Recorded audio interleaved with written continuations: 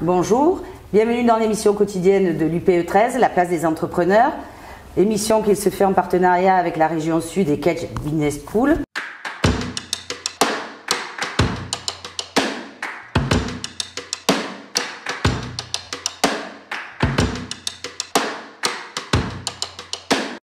Je me présente, je suis Isabelle Onchamp, je suis vice-présidente de l'UPE 13 et je reçois aujourd'hui 4 chefs d'entreprise.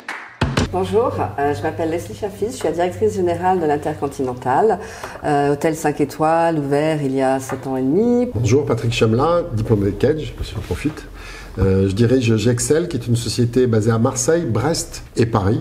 Donc nous faisons des logiciels de gestion et des logiciels d'encaissement pour les magasins. Arnaud Castagnier, je dirige le cloître et le restaurant Les Jardins du Cloître, installé dans le cloître, dans le 13e arrondissement de Marseille. Julien Fabre, je suis le directeur de l'agence de communication Sunmed sur Marseille. Quel est votre sentiment? Comment vous ressentez tout ce qui se passe?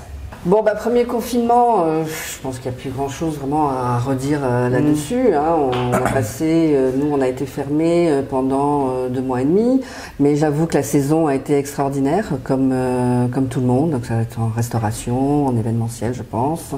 Deuxième confinement, que vous dire, moi j'ai pris la décision de fermer. Alors nous les deux confinements, le premier, on s'y était préparé un petit peu avant, on sentait que ça tournait au vinaigre, et on a mis en place très tôt des outils. On a eu la chance de ne pas fermer, puisqu'on fait aussi le logiciel de paye, donc il a fallu paramétrer le logiciel de paye pour faire face au chômage partiel. Le deuxième confinement, on n'a pas vu arriver, mais finalement une baisse relative du chiffre d'affaires, pas un effondrement du chiffre d'affaires. Moi j'ai vécu la crise sur 3 piliers, on va dire, qui étaient un pilier organisationnel. Comment aujourd'hui une entreprise continue à produire, à délivrer du service dans un format complètement déstructuré. Deuxième, c'était un format managérial. Comment on fait un chef d'entreprise pour remobiliser ses troupes dans ces formats très perturbés. Et puis le dernier volet, c'est le volet économique, c'est-à-dire il y a le marché, il y a les clients, il y a si le marché n'est pas là, là c'est encore un autre problème. Il faut se réinventer sur de nouveaux produits.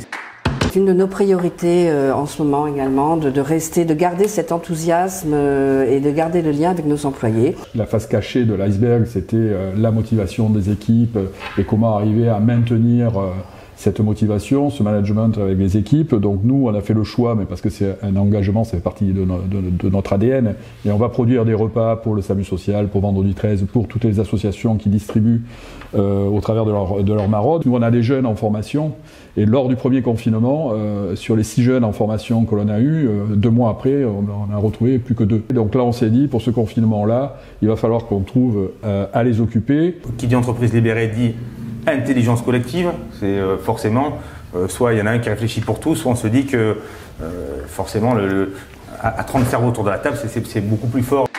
Globalement, j'allais dire qu'on a profité pour se remettre en cause et pour accélérer dans le digital. Le côté positif qu'on peut trouver, que l'on peut trouver à toutes les crises, c'est qu'elles nécessitent de se réinventer. Aujourd'hui, je crois qu'il y a des comportements dans les consommateurs qui ont changé, qui ont été modifiés.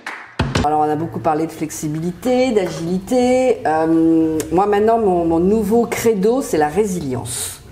Parce que la résilience, c'est se reconstruire même quand on est dans des moments qui sont difficiles. Je pense réellement que notre industrie va rebondir mais plein feu parce que les gens, ils en ont ras-le-bol de ne pas voyager, de ne pas aller au restaurant. Je pense que toute crise crée des opportunités, quelles qu'elles soient. On avait vécu plein de crises dans le passé, on rebondit plus fort. Nous, ça va créer des opportunités de rachat. Le plus grand risque, c'est de ne pas en prendre. Et c'est dur de se dire que c'est pendant la crise qu'il faut savoir prendre des risques. On a tendance à être réfractaire au changement, à freiner, à ne pas vouloir que les choses bougent. On n'a plus le droit de faire ça.